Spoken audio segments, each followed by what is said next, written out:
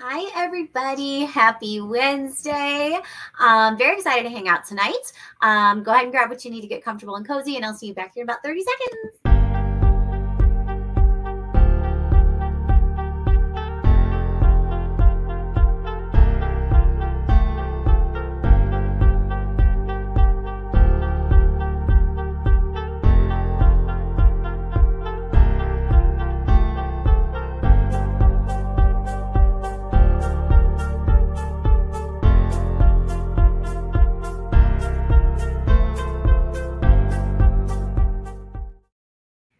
Hi, everybody.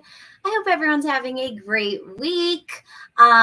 It's May, and I feel like all of us are just, it's like survival, right?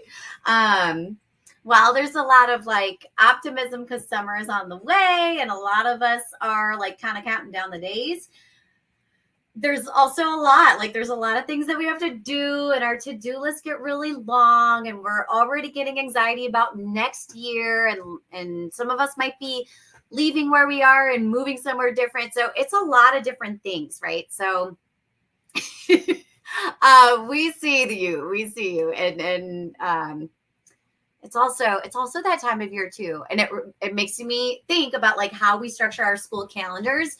Do y'all's calendars in May just like book up, right? Like it's everything, like education wise, work wise, but also like social event wise, right? Like everybody has a bridal shower, baby shower. There's like religious celebrations happening in May.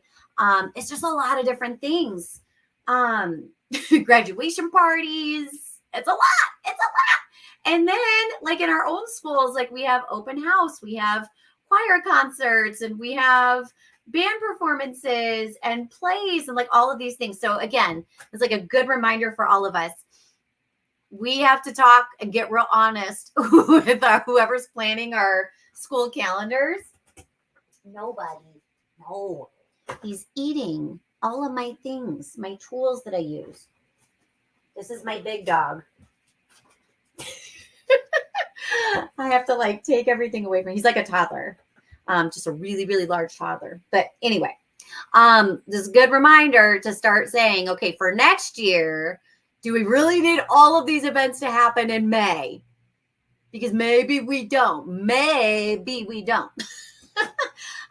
Because we have it for our workplaces, but then we also have for like if we have kids in our lives at home outside of work, we're doing all of those events too. So it's a lot. And then like spring sports pickup or like summer sports, I guess technically it's summer sports pickup. So sending you all kinds of love because it's exhausting. But if you're joining us, I'm curious to see how many days you have left with students. And I used to say like, gosh, like it might feel very negative for students if they see us posting countdowns. And my thinking on that has shifted a little bit because I think there's some value in saying like, yeah, we're all looking forward to summer while also acknowledging that students might not be looking forward to summer for a variety of reasons. And some of our colleagues are also not looking forward to summer for a variety of reasons. So we kind of want to be mindful of it. And I was talking with a teacher who was getting ready to retire, and she said it so beautifully. She said, like, I have not like, oh, I have 12 days left. Woohoo. But she says, I have 12 days left to make an impact. And I was like, oh, like, again, small little shift, but big mindset difference, right?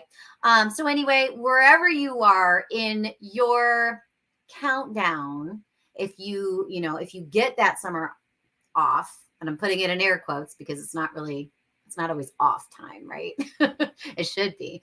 But we just want to acknowledge, right? All of us have a lot of different feelings as it relates to summer break and all of those things. So either way, we are sending you lots of love this May, today on May 15th. And my big dog, look at this big dog. He's a good dog. He's just very large. No. Gosh, you get naughtier and naughtier for these shows. You really do. You try your best, though. I know you're trying your best. my gosh. It was so funny. I was in a conference in Michigan last week. And sometimes I'll ask people like, please show me a picture of your doggy in your life before we leave today, because I love doggies. And I think sometimes our pets can bring us together. But I had folks showing me pictures of their doggies. And every time a doggy would come up on a screen, I'd go, oh, that's your good baby. And like my doggy voice would come out. Do you guys do that too? Like you have a doggy voice that you use when you talk to animals? Dude, what are you doing? He is knocking over everything in my office, you guys. I might have to make tonight quick. He probably has to go out. Dude, no. We're not eating books. We're not eating books. Oh, my goodness. Where's my Shih Tzu? That dog I can handle most of the time, unless he's barking, which he'll probably start barking because everyone's walking outside these days. Anyway, did anyone catch the Northern Lights or whatever it's called? People were posting in different like neighborhood groups that I'm in, and they were so excited.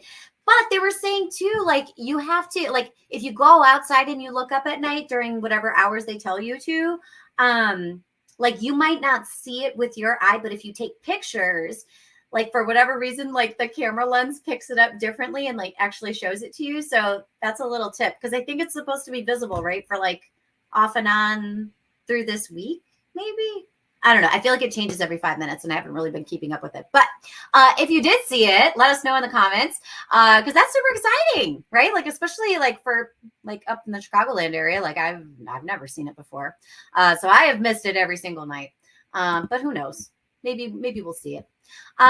We know I keep talking about EmpowerCon is back this summer, July 9th, July 16th, July 23rd. I will tell you though, that for the 16th in Wheeling and the 23rd in Palos Hills, we're running out of spaces, you guys.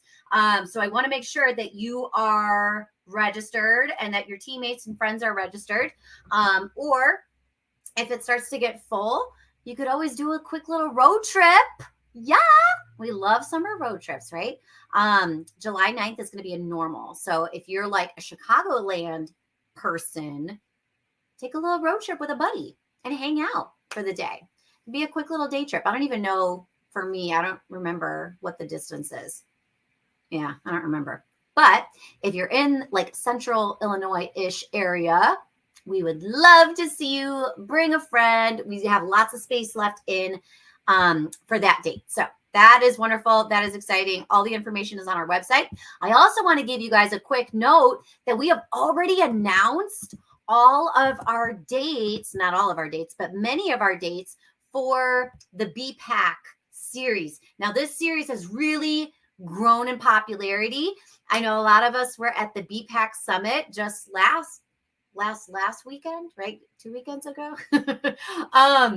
But many folks were asking at Alicia about those dates for that series. So all of that information is on our website. If you go to the IRC webpage and you click events, and then you scroll down to where it says family and BPAC information series, all of the fall dates have been announced, which is wonderful. So if you're already planning for your BPAC meetings, this is fantastic.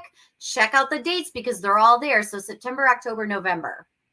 So if you were wanting to utilize the BPAC series as a watch party event for your BPAC, all the dates are there. Whoop, whoop. So check that out because I don't want you to miss that. It's on our website. So perfect. Let me also tell you real quick too. We have a lot of in-person events at the IRC coming up. And I am excited because number one, there's a lot of really groovy topics. And like, it's just a chance for all of us to be in the same room. I am always hungry for that. I love being in the same room with folks. Then we just, it's like the little in-between comments and stories and like, you just meet new people. It's the best. So I want to highlight, like I know Michelle, my colleague Michelle has a really cool 3-day writing series. So it's like supporting multilingual students with writing. It's 3 days. It's at the IRC. It's in person. Oh, it's going to be so good. And then my colleague Vanessa also has one on strategies for serving MLs. And that one's towards the end of June. But like, stay tuned to our social media feeds on whatever platform is your preferred platform, because we are continuing to post all of those upcoming events. And register early because those do fill, which is exciting. In fact, tomorrow I'll be with Michelle. We're doing a repeated session of our LTELs, like creating opportunities for students who are identified as long-term English learners. So that's where I'll be tomorrow. Is anyone coming tomorrow? It's going to be so fun. I'm so excited. But anyway, okay. Whew, so many things. But tonight's topic, gosh, I've been rambling for 10 minutes already, you guys. Tonight's topic that I wanted to talk a little bit about was unifying experiences for our newcomer students. And again, this is a time of year, I think a lot of us are having celebration moments, celebration opportunities, right? Like I've heard of like some folks doing like school-wide countdowns, like on this day, everyone wears their pajamas, or on this day, everyone wears like a school spirit t-shirt or something like that. Those can be, they have the power and potential to be unifying experiences. But I will also say sometimes those moments can backfire. And they can be the opposite effect. Because again, if I'm a kid and I don't have like a school t-shirt because one was not provided to me, and they cost money through like the PTA or whatever, and I can't afford a shirt, then I feel like I'm out of luck. Or maybe I don't have a blue shirt that's like our school color blue or whatever. And I do talk a little bit about that in my book, Moving Beyond for Multilingual Learners, and how sometimes those spirit days that we intend to be really fun and energizing and like bring us together as a community, sometimes those moments can backfire. So just want to be mindful of that. And again, it might be too late to change, all the spirit days that we have planned. But what are some other little moments, little opportunities that we can have to build community and build that sense of like belonging with our newcomer students? So this is something that I often reference when I'm talking to schools and districts about like how to create or like how to start to nurture like a sense of community when you're brand new to maybe the language, maybe the community, maybe like could be a few different things. And one of the things, depending on grade level, is to have like an interest bank. So like, what are things that you are interested in? Or like in my homeroom, like what are the interests that we have? Maybe some kids like soccer, maybe some kids like NBA 2K, like gaming systems or whatever.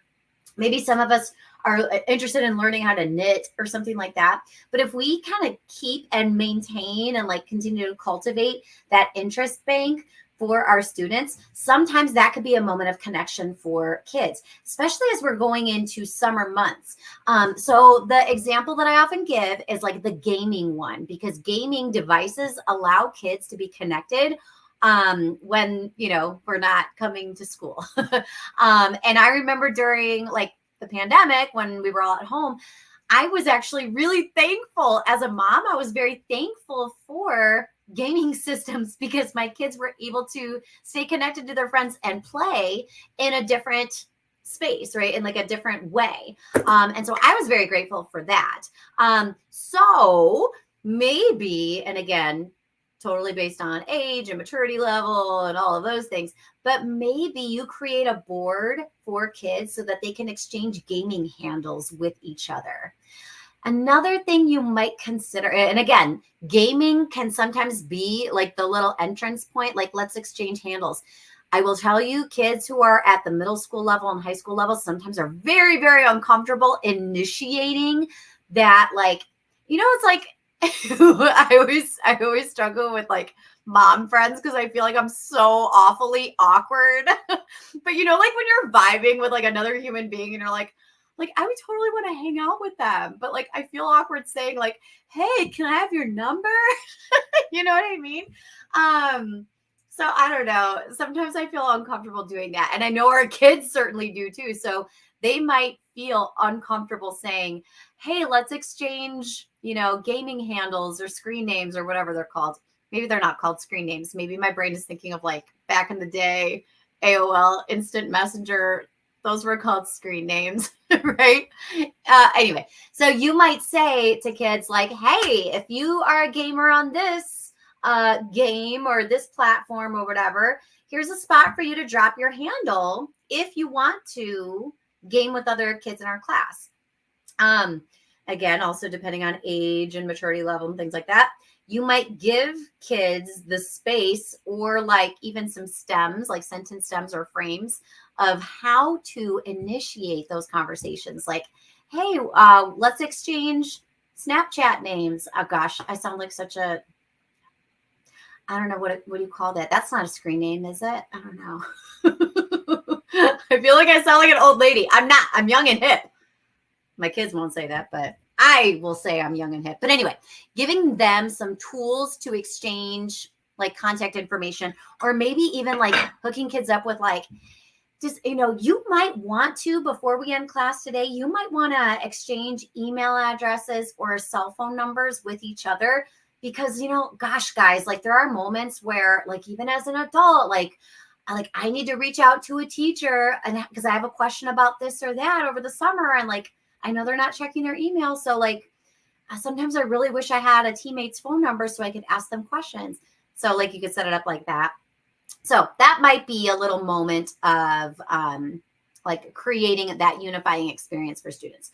Other things that we could do though, and this is another one that I often will share during workshops on serving newcomers, is like those little how-to drawings. Have you seen those? There's a whole bunch on Instagram, but I know like if you just do a Google search of like, how to draw a unicorn, how to draw a horse, how to draw Pachaco, if anyone knows Pachaco. It's like a Sanrio character. It's a little doggy. Oh, he's so cute. But if you have like a graphic, like a 6-step graphic or a 4-step graphic of how to draw something, and then say like, as you guys come into class today, and like you just have it on the screen, go ahead and complete our how-to drawing challenge. And so all the kids are just coming in and they're making this little thing. And it, again, takes 2 seconds. And maybe you name it, or maybe you sign your name on it as you're the artist or something like that. And then like give kids the opportunity to put it in a spot. Like maybe we put it on the board today, or maybe we submit it virtually or something like that. But when we do that, it kind of creates this like co-constructed little thing that we all did together. And I gave the example when I shared this at ITB in their like February conference, their annual convention. We all did it. There was like a doggy, yeah, surprise, right?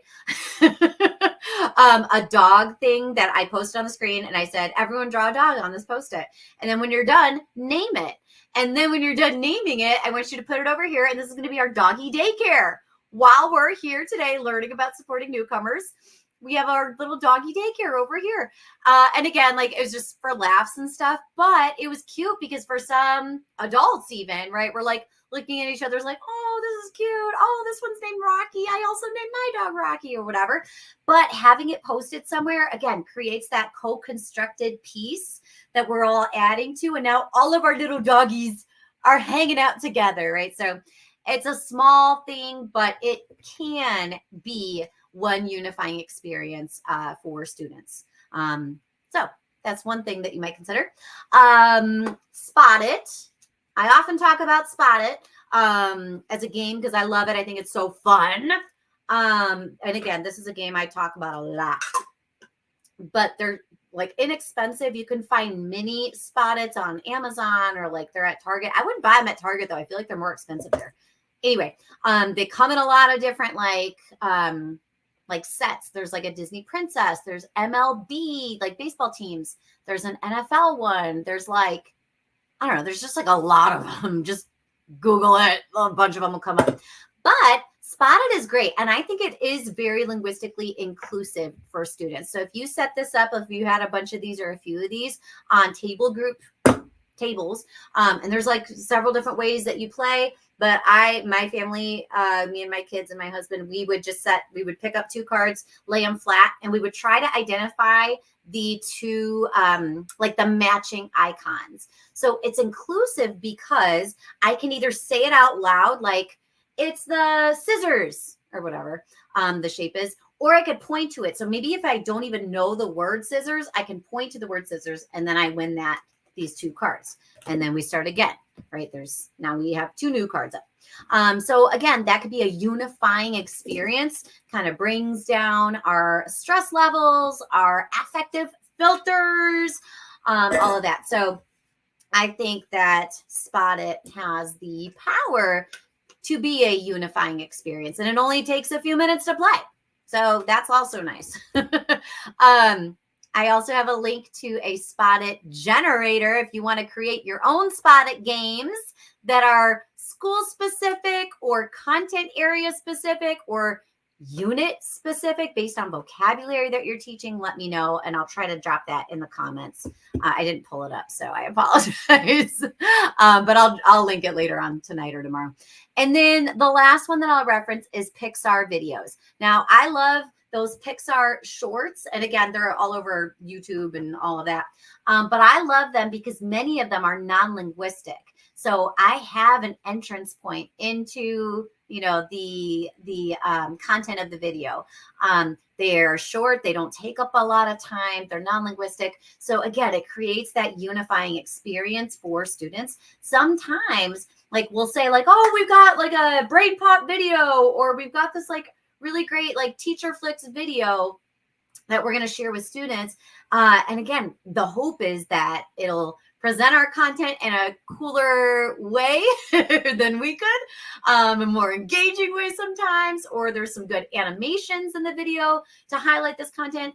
But many times those are like really heavily language based, right? So even if we change the like auto translate feature and adjusted the playback speed to 0.75, even if we did those things, that's not always accessible to students, especially if we only watch it one time, all those things. So anyway, Pixar films can be a great unifying experience because we all have that entrance point into the content.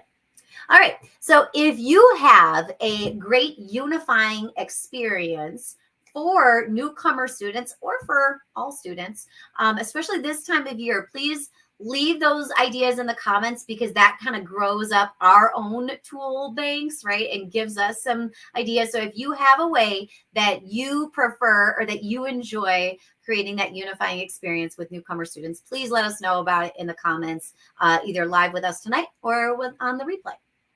All right, y'all. Those were the ones that I wanted to share with you. The how-to drawings, the Pixar videos, the interest bank, right, for screen names and crocheting and all those types of things, and Spot It. But thank you so much for hanging out with me tonight. Don't forget to register for EmpowerCon. And we will catch you next week. Actually, next week, we're going to be here talking about EmpowerCon. So if you're like, hey, girl, I don't even know what you're saying, come back and hang out next week because we'll talk all about it. We might even talk about a few of the sessions that will be featured at EmpowerCon this summer. Yay! All right, everybody, have a wonderful evening. Yeah, and we'll see you next week. Bye, everyone.